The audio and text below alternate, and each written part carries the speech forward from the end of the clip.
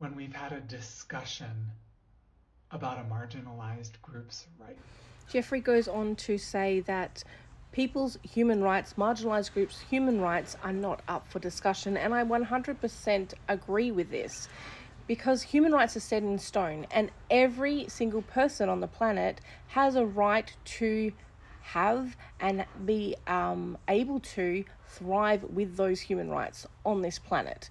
This is why I will often say that human rights are not political, because we're not debating them, they're not up for discussion, but rather the discussion is around how we can best deliver those human rights, how we can best make sure those human rights are accessible and given to every single person within our communities, regardless of whether they're in a marginalized community, regardless of where they belong, regardless of how they look, regardless of how much money they have, regardless of anything. If you are a human, if you are a citizen of the globe, you have human rights, and you have a right to have all of your human rights met.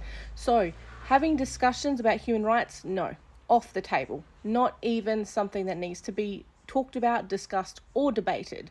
What needs to be discussed is how can we make sure that everyone has access to these human rights? How can we deliver them in the best way? And also, when we're having discussions on how we can make sure that these human rights are met, making sure that people who are in those different communities, in those marginalized communities, are at the table. They're the ones leading those discussions. They're the ones who are talking about what they require, what they need in order for their human rights to be met. This is a great post.